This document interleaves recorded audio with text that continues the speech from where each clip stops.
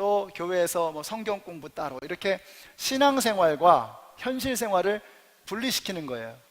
그런 상황에서는 결단코 믿음이 성장할 수 없습니다.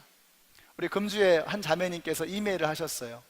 하나님께 더 가까이 가기를 원하는데 말씀과 찬양과 기도 이런 것들을 하지만 때로는 잘 느껴지지 않을 때가 있다는 거. 어떻게 하면 좋겠습니까? 제가 그 17세기에 브라더 로렌스라고 하는 분이 쓰신 하나님의 임재 연습이라고 하는 책을 소개해 드렸습니다. 하나님의 임재 연습. 이분이 뭘 연습했는가 하니까 하나님께서 바로 여기 계신 것처럼 그렇게 생각하면서 하루를 보내는 그런 삶을 사는 겁니다. 밥을 지으면서 또 일을 하면서 하나님이 바로 내 곁에 계셔서 나와 함께 하시는 것처럼 대화도 하고 또 말씀도 나누고 하면서 그렇게 하루를 보내는 것입니다. 다윗은 훈련 정도가 아니었습니다. 그는 실제로 그렇게 생각하면서 그의 영성과 그의 실제 생활을 하나로 통합시키는 사람이었습니다. 이 두 개가 분리되어지는 한 우리는 결단코 믿음의 진정한 성장을 이룰 수 없습니다. 정교한 위선자가 될 수는 있을지 몰라도, 자기를 꾸미는 그런 위선자가 될 수 있을지는 몰라도 믿음이 성장하는 일은 가능하지 않은 것입니다. 하나님과 함께하는 그 영성 생활과 내가 세상에서 살아가는 그 삶을 하나로 엮어서 통합시키지 않으면 우리의 믿음의 성장은 이룰 수 없는 것입니다. 수성이 창업보다 어렵다는 말이 있습니다. 성을 쌓는 것이, 성을 지키는 것이 성을 쌓는 것보다 어렵다는 말입니다. 우리가 믿음을 갖는 것 중요합니다. 예수님을 영접하고 믿음을 세우는 것이 중요하죠. 그러나 그보다 더 어렵고 어쩌면 더 중요할지도 모르는 것은 우리의 믿음을 지켜나가는 것입니다. 위기의 상황에서 힘들고 어려울 때에 그 믿음을 지켜나가는 것이 너무나도 중요하다는 것입니다. 그래서 오늘은 지난주는 다윗을 통해서, 다윗은 성공의 케이스였죠. 영성훈련의 성공 케이스였습니다. 오늘은 실패 케이스라고 할 수 있는 이 솔로몬을 좀 생각해 보려고 합니다. 그래서 이 솔로몬을 통해서 우리가 실패의 위기를 만나게 되었을 때에, 어려운 지경에 이르렀을 때 어떻게 그것을 극복하며 관리할 것인가 하는 것을 살펴보려고 합니다. 자, 먼저 솔로몬은 어떤 사람이냐? 솔로몬은 뜨거운 하나님을 향한 열정을 가진 사람이었습니다. 오늘 본문의 바로 다음 절 4절을 보시면 이런 내용이 나오죠. 그는 1000마리가 넘는 소를 잡아서 번제물로 하나님 앞에 드렸던 사람입니다. 한번 상상해 보세요. 1000마리가 넘는 소를 잡아서 번제물로 드리는 겁니다. 1000마리라고 하는 말은 최선을 다했다는 뜻입니다. 자신이 할 수 있는 최선을 다해서 하나님 앞에 예배를 드리는 거예요. 근데 번제물로 드렸다고 했습니다. 이 번제물이라고 하는 것은 다 태워서 드리는 제사거든요. 다른 제사는 좀 제사를 드리는 사람에게 남아 돌아오는 것이 있습니다. 근데 번제는 남는 게 없어요. 다 태워서 드리는 겁니다. 그래서 번제라고 하는 말은 헌신이라고 하는 말과 다르지 않습니다. 저는 우리 연합장로교회 예배가 1000마리의 소로 드리는 번제가 되었으면 좋겠습니다. 우리의 최선을 다해서 남김없이 아낌없이 다 하나님 앞에 쏟아드리는 그러한 예배가 우리 가운데 있게 되시기를 우리 주님의 이름으로 축원합니다. 예배는 본질적으로 드리는 것입니다. 우리는 예배를 생각하면 은혜 받을 거 생각합니다. 예배를 생각하면 능력 받을 거 생각합니다. 힘을 얻는 것을 생각합니다. 물론 은혜 받아야죠. 능력 받아야죠. 힘이 생겨나야죠. 그러나 그것은 바이 프로덕트입니다. 그거는 부산물입니다. 예배의 본질은 뭐냐? 드리는 것입니다. 우리는 드리는 것을 생각하기 전에 받을 걸 생각합니다. 잘못된 것입니다. 예배는 하나님 앞에 드리는 것입니다. 성경에 나오는 첫 번째 예배가 무엇입니까? 가인과 아벨의 예배입니다. 가인과 가인의 제물은 받지 않으시고 아벨과 아벨의 제물은 받으셨다라고 말씀하고 있습니다. 왜 아벨의 제물을 받으셨습니까? 하나님께서 그의 마음을 다 쏟아내어서 드린 그 예배를 받으신 것입니다. 예배는 하나님 앞에 드리는 것입니다. 거기서 뭘 받을까를 생각하는 게 아니에요. 하나님께서 그 예배를 연락하시는 것 자체가 우리에게 은혜가 되는 것입니다. 그래서 우리의 예배에 대한 생각을 바꾸셔야 돼요. 자꾸 예배에서 뭘 받을 걸 생각하고 뭐 은혜 받을 것, 뭐 위로 받을 것 이걸 생각합니다. 그런 것이 있을 것입니다. 그러나 그것은 두 번째라는 거죠. 우리가 예배를 드리면서 첫 번째로 생각해야 될 게 뭐냐? 예배는 드리는 것이다.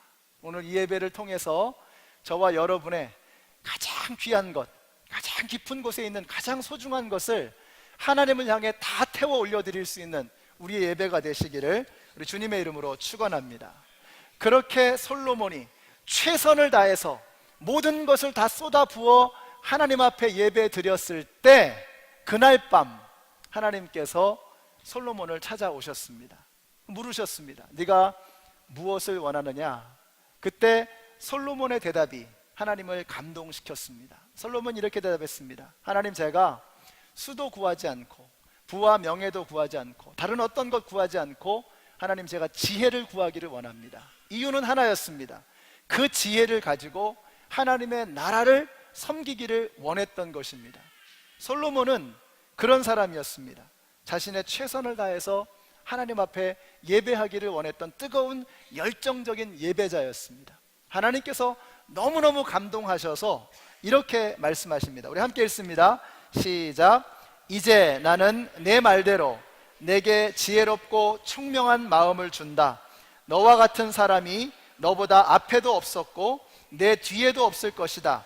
나는 또한 내가 달라고 하지 아니한 부귀와 영화도 모두 너에게 주겠다. 내 일생 동안 왕 가운데서 너와 견줄 만한 사람이 없을 것이다.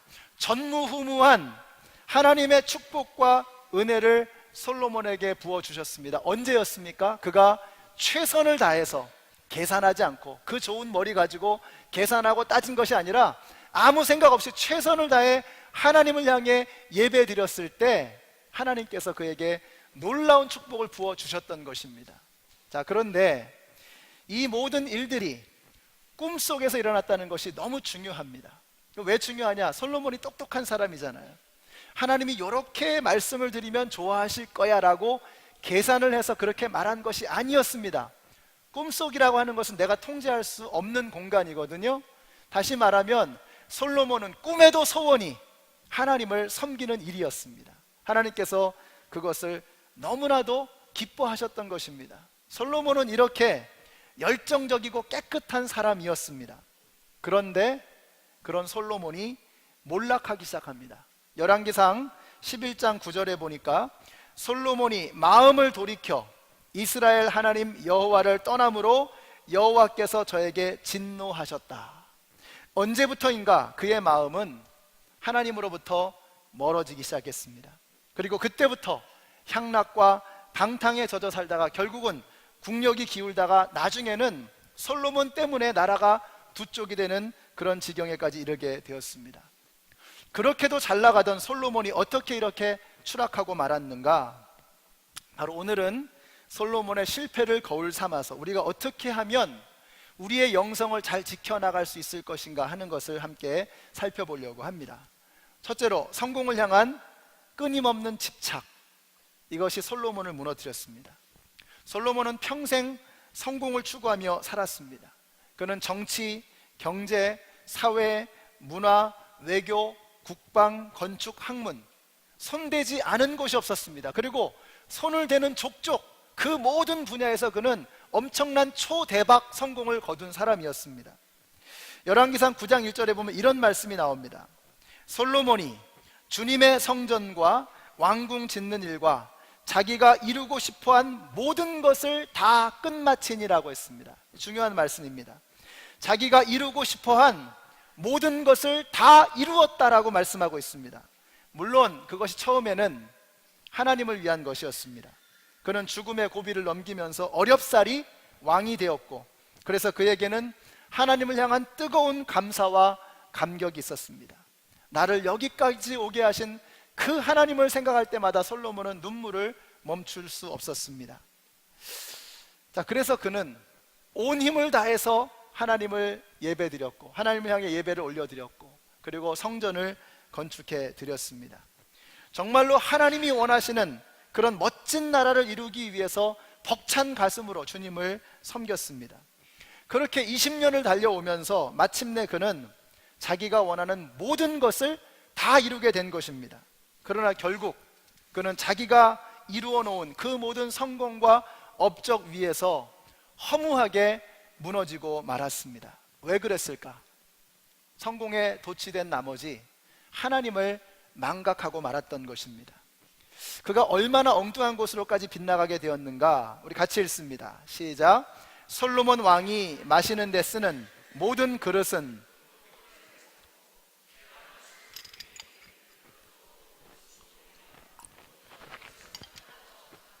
솔로몬 시대에는 은은 귀금속 축에 들지도 못하였다. 참 표현이 재밌죠? 우리가 이 말씀을 읽으면서 하나님께서 솔로몬에게 주신 축복이 엄청나구나, 솔로몬이 엄청난 성공을 이루었구나 라는 생각이 들기보다는 왠지 좀 불안합니다. 뭔가 좀 아니다 싶은 생각이 드는 겁니다. 솔로몬이 자신이 이룬 성공에 취해서 하나님을 망각하기 시작했기 때문입니다. 우리는 여기서 대단히 중요한 것을 배우게 됩니다. 성공이 아닐 수 있다는 것입니다. 내 마음대로, 내 뜻대로 내가 원하는 모든 것을 다 갖는 것이 축복이 아니라 재앙이 될 수도 있다는 것입니다. 그러므로 우리는 악한 사람들의 성공을 부러워할 필요가 없습니다. 다윗은 이렇게 고백하죠. 악한 자들이 잘 된다고 해서 속상해하지 말며 불의한 자들이 잘 산다고 해서 시세워하지 말아라. 여러분, 다윗이 왜 이런 말을 했을까요? 다윗도 속상한 겁니다. 악한 사람이 잘 되는 게, 하나님을 거부하고 하나님을 멸시하며 살아가는 사람들이 잘 되고 잘 사는 게 배가 아프고 불편하고 부러운 겁니다. 자, 그러나 부러워할 필요가 없는 이유를 말씀하고 있습니다. 바로 그 다음 절에 보면 이렇게 말씀하죠. 그들은 풀처럼 빨리 시들고 푸성기처럼 사그러지고 만다. 그러므로 내 갈 길을 주님께 맡기고 주님만 의지하여라. 주님께서 이루어 주실 것이다. 너의 의를 빛과 같이, 너의 공의를 한낮의 햇살같이 빛나게 하실 것이다. 여러분, 아멘이십니까? 그래봤자 일장춘몽이고 그래봤자 화무십일홍이라는 것입니다. 다 지나가면 아무것도 아니라는 것입니다. 세상의 성공, 사람이 말하는 성공이라고 하는 것이 결국은 풀과 같고 풀의 꽃과 같이 다 사그러지고 만다는 것입니다. 우리는 어떻게 해야 되느냐? 영원한 가치를 위해 살아가야 한다는 것입니다. 우리가 지난주에 2주 전에 다니엘서를 우리가 살펴봤죠. 다니엘서에 이런 말씀이 나옵니다. 우리 같이 읽습니다. 시작. 지혜 있는 사람은 하늘의 밝은 빛처럼 빛날 것이요, 많은 사람을 옳은 길로 인도한 사람은 하늘의 별처럼 영원히 빛날 것이다. 저와 여러분은 세상의 허무한 성공을 쫓아가는 풀과 같은 어리석은 인생 되지 마시고 하나님의 나라와 하나님의 뜻을 위해 살아가는 하늘의 별과 같이 빛나는 인생들이 되시기를 우리 주님의 이름으로 축원합니다. 우리가 세상에서 말하는 성공을 추구해 봤자 그것은 하나님의 눈으로 보면, 우리 여러분 동의하지 않으실 수도 있습니다. 그러나 하나님의 눈으로 보면 그것은 풀과 같이 지나가는 것이다 라는 말씀입니다. 푸성기처럼 사그러지고 말 것이다 라고 하나님이 말씀하고 있는 것입니다. 영원히 남는 것은 뭐냐? 영혼에 관한 것이 영원히 남습니다. 이 세상에 그 어느 것도 영원한 것이 없습니다. 영원한 것은 오직 한 가지, 영혼입니다. 영혼을 구원하는 일을 하나님께서는 이렇게 소중하게 여기시는 거예요. 많은 사람들을 옳은 길로 오게 하는 사람은 하늘의 별과 같이 빛나게 할 것이라고 주님께서 약속하셨습니다. 오늘 여기 계신 모든 성도님들이 이 영원한 가치, 영원히 빛나는 성공을 추구하시는 우리 모두가 되시기를 주님의 이름으로 축복합니다. 그 똑똑하던 솔로몬이 이것을 헷갈리면서부터 망가지기 시작합니다. 성공에 도취되어서 누구를 위한 성공인지, 무엇을 위한 성공인지도 알지 못한 채 도무지 방향을 잡지 못하고 길을 잃어버리는 것입니다. 처음에는 수도 구하지 않고 부도 명예도 상관없고 오직 지혜를 구하여 하나님 나라를 섬기기를 갈망했었습니다. 그러나 이제는 성공에 중독되어서 갈팡질팡하면서 비참하게 무너지기 시작하는 것입니다. 성공을 향한 쓸데없는 집착을 버려야 합니다. 다만 여러분이 선 자리에서 최선과 충성을 다하십시오. 우리 교회에 주신 이 사명, 영혼을 구원하는 그 일, 하나님의 소원, 하나님의 꿈에도 이루시기를 원하시는 그 마음의 소원을 우리의 가슴에 품고 우리도 이 영원한 가치를 위해서 열심을 다해 땀을 흘리시는 우리 모두가 되시기를 주님의 이름으로 축원합니다. 우리 한번 옆에 있는 분들에게 이렇게 말씀해 주세요. 당신은 하늘의 별과 같이 빛날 것입니다. 말씀해 주세요. 하늘의 별과 같이 빛날 것입니다. 하늘의 별과 같이 빛날 것입니다. 이것을 기억한다면 우리가 성공에 도취되지 않고 솔로몬처럼 무너지지 않을 수 있습니다. 음악적으로 성공해야죠. 무엇을 위한 성공입니까? 그 음악을 통해서 하나님 앞에 영광을 돌리는 것입니다. 사업 성공해야죠. 잘 돼야죠. 그러나 무엇을 위한 성공입니까? 그것을 통해서 하나님의 나라를 확장시키고 잃어버린 영혼을 위해서 투자하는 것입니다. 여러분이 학문적으로 세상적으로 성공하는 것, 무엇을 위한 성공입니까? 그 성공의 목적을 잊어버린다면 우리는 솔로몬처럼 무너질 수밖에 없다는 것입니다. 자, 두 번째로 솔로몬은 약점을 관리하는 일에 실패했습니다. 솔로몬의 약점이 무엇입니까? 그것은 여자 문제였습니다. 열왕기상 11장 3절에 보니까 그는 자그마치 700명의 후궁과 300명의 첩을 두었는데 그 아내들이 그의 마음을 사로잡았다. 후궁 700에 첩이 300입니다. 공식 집계가 1000명. 그럼 비공식은 어떻게 되는 겁니까? 이거 변태 아닙니까? 변태? 우리가 예전에 학창시절에 하루에 미팅을 2번만 해도 걔가 0이었는지 순이었는지 헷갈리잖아요. 아무리 똑똑해도 그렇지 1000명이 뭡니까? 1000명이 병입니다. 병. 이거 완전히 이렇게 자기 자신이 연약한 부분을 관리를 못한 거예요.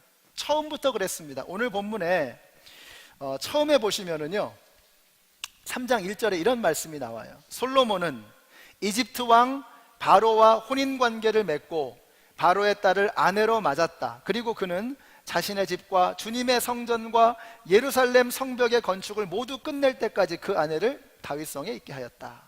자, 이때까지만 해도 솔로몬은 힘이 있었습니다. 하나님을 정말로 사랑했었습니다. 그런데 그러다가 이방 여자하고 결혼을 하고 맙니다.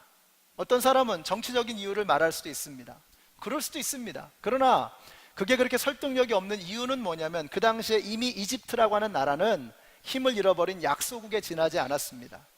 그 당시에 최강대국은 이스라엘이었습니다. 다윗과 솔로몬의 시대에. 그렇기 때문에 정치적인 이유로 결혼할 이유가 없습니다. 그럼 이유가 뭐냐? 이방의 공주가 너무 예뻤던 거예요. 그 여자를 취하기를 원했던 것입니다. 그래도 솔로몬이 하나님을 향한 열정이 뜨거웠을 때, 힘도 있었을 때에는 그런대로 괜찮았습니다.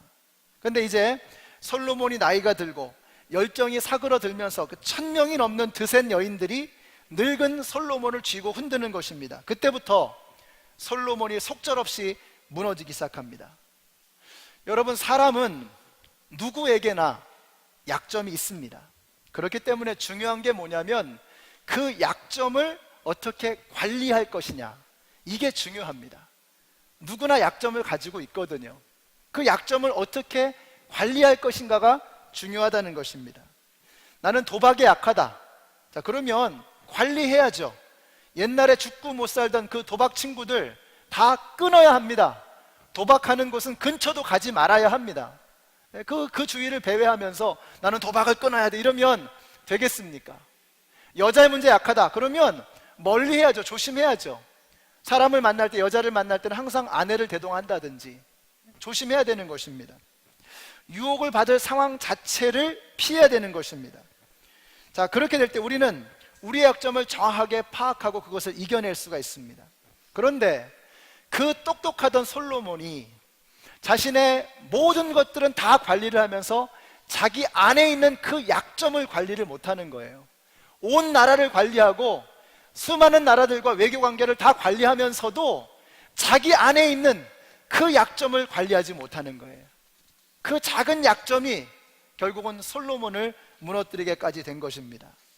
우리가 여기서 약점을 관리하는 것도 중요하지만 동시에 우리는 강점도 가지고 있거든요. 그 강점을 어떻게 처리할 것인가도 동일하게 중요합니다.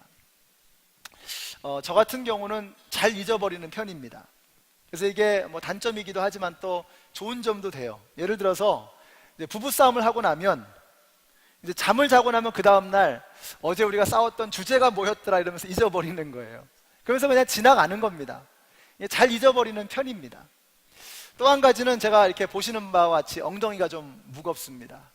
그래서 제 아내가 저한테 소궁뎅이라고 그러는데 하여튼 엉덩이가 무거워요.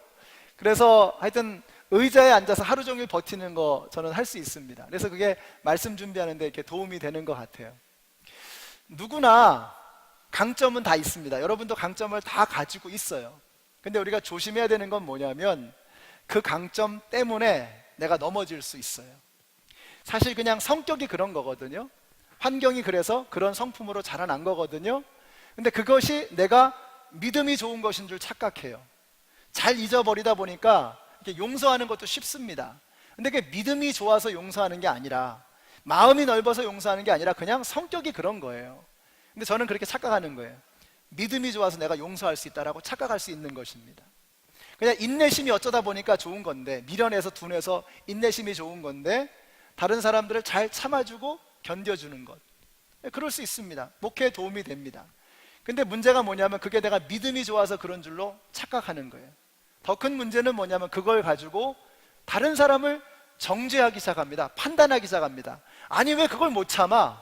아니 왜 그걸 용서를 못해? 왜 그걸 못 잊어버려? 그러면서 다른 사람을 정죄하기 시작하는 거예요. 여러분의 강점은 무엇입니까? 그 강점이 여러분을 넘어뜨릴 수 있습니다. 그래서 그 강점 앞에서 나는 교만해져서는 안 되는 거예요. 솔로몬의 강점은 지혜였습니다. 하늘이 내려준 천재였어요. 그 좋은 머리를 가지고 교만했던 것입니다. 성공을 이루고 나서 하나님을 잊어버렸던 것입니다. 솔로몬은 자신의 강점 그리고 자신의 약점을 관리하지 못했기 때문에 그 무너짐이 더 심했던 것입니다. 사단도 우리를 무너뜨리기 위해서 우리의 강점과 약점을 공격합니다. 마귀는 지금도 우는 사자와 같이 두루다니면서 우리를 삼키기 위해서 지금도 열심히 일하고 있습니다. 우리의 강점을 꼬드겨서 교만하게 만들 것입니다. 우리의 약점을 찔러서 우리를 무너뜨리려고 할 것입니다. 이 강점과 약점을 잘 관리하게 될 때, 교만하지 않고 성령으로 충만해서 우리의 강점과 약점을 잘 관리하게 될 때 우리는 하나님 앞에 멋지게 쓰임받는 주님의 도구가 되는 것입니다. 여러분의 강점과 약점은 무엇입니까? 한번 생각해 보세요. 그리고 그것을 적어 보시기 바랍니다. 이게 적는 게 중요합니다. 우리가 이렇게 오늘 말씀드리면서 그렇지, 강점과 약점을 잘 관리해야지 이러고 끝나면 그 말씀이 나하고 아무런 상관이 없는 말씀이 돼요. 그럼 어떻게 되느냐? 집에 가서 이것을 적용해 보는 겁니다. 나의 강점은 뭐냐? 나의 약점은 뭐냐 하는 것을 구체적으로 적어야 돼요. 그리고 그것을 삶의 실천에 옮겨야 되는 것입니다. 이번 주에 목장 모임에서 나누세요. 나의 강점은 무엇인가? 나의 약점은 무엇인가를 목장에서 나누시는 거예요.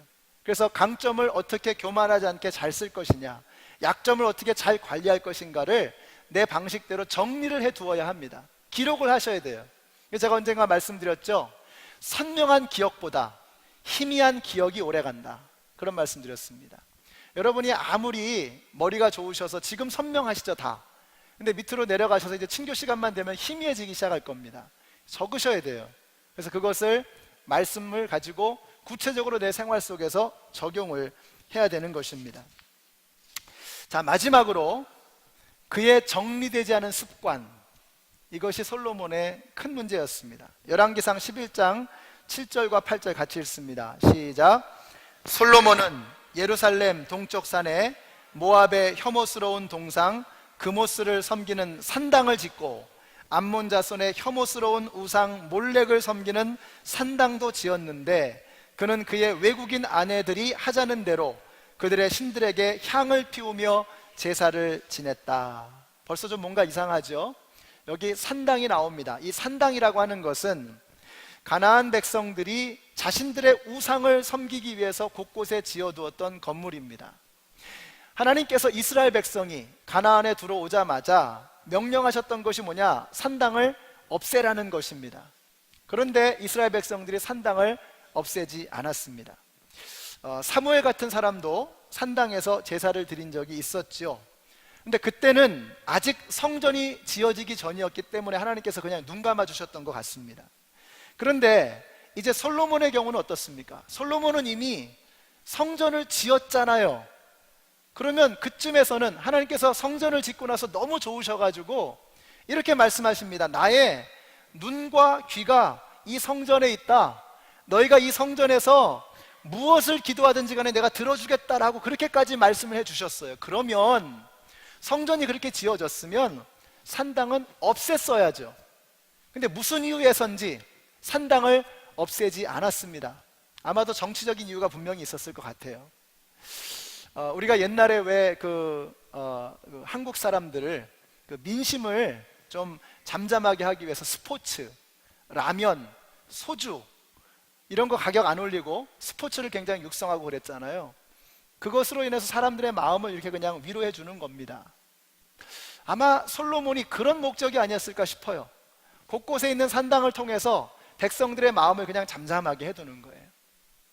불만이 있으면 거기 가서 풀고 그런 겁니다. 산당을 제하지 않았어요. 결국 그것이 솔로몬과 이스라엘의 발목을 잡는 올무가 되었던 것입니다. 우리는 여기서 중요한 것을 배우게 됩니다. 우리는 우리 속에 숨어있는 옛 습성, 못된 습관들을 반드시 끄집어내서 제거해야 합니다. 우리 안에 있는 견고한 진을 무너뜨리지 않으면 그것이 결국 우리의 삶을 무너뜨리게 되는 것입니다. 예를 들어서 어떤 분이 예수를 믿게 되었는데 아직 술을 끊지 않았습니다. 그런데 이분이 생각을 하는데, 아니 술 마시는 게 뭐 그렇게 문제인가? 내가 취하도록 마시는 것도 아니고, 그러고 나서 주사를 피우는 것도 아니고 적당히 이렇게 그냥 내 마음을 좀 편안하게 하고 건강을 위해서도 괜찮다고 하는데 그러면서 술을 마시는 겁니다. 맞는 말이죠.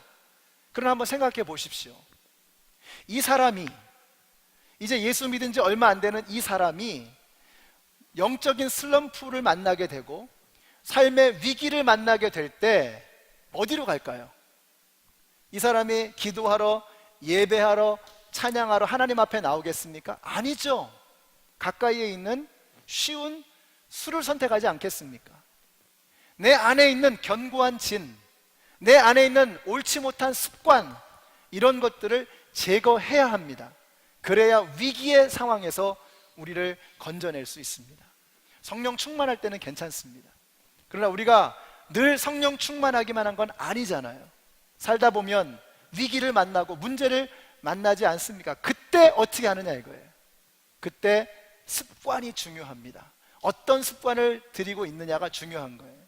문제만 만나면 술을 찾던 사람은 그것을 버리지 않는 한 결국은 다시 술을 찾게 되어 있습니다. 주님 대신에 다른 주님을 찾는 거예요.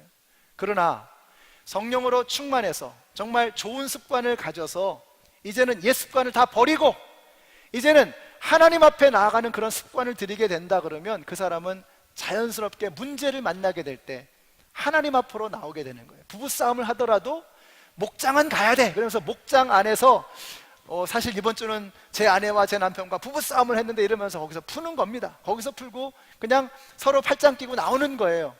그런 좋은 습관을 들일 때 위기의 상황에서 우리가 건짐을 받을 수 있는 것입니다. 여러분 안에 있는 스트롱홀드는 무엇입니까? 여러분 안에 있는 견고한 진은 무엇입니까? 그것을 발견하셔야 됩니다. 그리고 그것을 제거하셔야 합니다. 솔로몬은 산당을 제거했었어야만 했습니다. 그러나 그것을 제거하지 않고 그냥 남겨두었을 때 결국은 그것이 솔로몬과 솔로몬의 나라를 집어삼키는 흉물이 되었던 것입니다. 내가 가지고 있는 문제는 성령 충만할 때는 문제가 되지 않습니다. 힘들고 어려울 때 그것이 나를 삼키게 되는 것입니다. 저는 솔로몬을 생각하면 1988년에 이문열 씨가 지었던 소설 추락하는 것은 날개가 있다라는 그 소설이 생각이 납니다. 하나님이 주신 축복과 은혜를 마음껏 누리며 고공비행을 했던 솔로몬이 아닙니까? 그는 성공을 향해 한없이 날아올랐습니다. 그러나 성공에 도취되어 자신의 약점을 관리하지 못하고 옛 습관을 정리하지 못하게 되었을 때 결국은 날개가 꺾인 채 땅으로 추락하고 말았습니다. 그가 높이 올라갔던 만큼 그의 무너짐은 비참했습니다. 하나님의 기대가 컸던 만큼 그의 마지막의 모습은 처참했습니다. 추락하는 것은 날개가 있습니다. 여러분, 우리가 우리의 삶을 잘 관리하지 못하면 우리도 한참 고공비행하다가 땅으로 추락하는 그런 비참한 인생이 되어질 수밖에 없다는 것입니다. 참으로 놀라운 것은 하나님께서 그렇게 추락하는 솔로몬을 끝까지 내버려 두지 아니하시고 붙들어 주시는 거예요. 이것이 바로 복음입니다. 솔로몬이 전도서의 마지막 끝자락에서 이렇게 고백합니다. 우리 같이 읽습니다. 시작. 할 말은 다 하였다. 결론은 이것이다. 하나님을 두려워하여라. 그분이 주신 계명을 지켜라. 이것이 바로 사람이 해야 할 의무다. 인간의 본분이 뭐냐? 하나님을 두려워하며 하나님의 말씀을 지키는 것, 이것이 사람의 본분이라는 거예요. 사람이라면 하나님의 말씀을 지키고 하나님을 두려워할 줄 알아야 한다는 것입니다. 저는 이 부분에서 솔로몬이 눈물로 쓴 그 글을 봅니다. 우리의 성경은 멀쩡하지만 솔로몬이 썼을 그 종이 위에는 눈물로 얼룩져 있었을 것입니다. 솔로몬이 전도서 처음에 뭐라고 합니까? 헛되고 헛되고 헛되고 헛되니 모든 것이 헛되도다. 자신의 인생이 그렇게 허무한 인생을 살았다는 거예요. 이렇게 추락하는 인생을 살았다는 것입니다. 그러나 하나님께서 이 쓸모없는 인생을 그냥 땅에 떨어지도록 내버려 두지 아니하시고 추락 직전에 하나님의 날개로 솔로몬을 붙들어 주셨던 것입니다. 그래서 인생의 본분은 하나님을 두려워하는 것이며 하나님의 말씀대로 살아가는 것이라고 그가 눈물로 고백했던 것입니다. 상한 갈대를 꺾지 아니하시고 꺼져가는 등불을 끄지 아니하시는 긍휼과 자비의 하나님이 솔로몬을 마지막 순간에 붙들어 주셨던 것입니다. 오늘 저와 여러분이 혹 땅으로 추락하는 그런 상황에 있을지라도 하나님은 우리를 그냥 내버려 두지 아니하시고 우리를 붙들어 주실 것을 믿으시기 바랍니다. 오늘부터 시작하십시오. 여러분 안에 있는 잘못된 습관, 우리 안에 있는 견고한 진들을 제하시기를 바랍니다. 그리고 우리가 교만하지 마시고 우리의 약점을 잘 관리하셔서 하나님 앞에 쓰임받을 수 있는 우리 모두가 되었으면 좋겠습니다. 우리가 다니엘 금식 가운데 있습니다. 다니엘 금식은 우리의 삶을 슬로우 다운 시키는 것 같습니다. 우리가 금식을 하다 보면 좀 뭔가 이렇게 좀 차분해지기 시작하는 걸 느끼게 됩니다.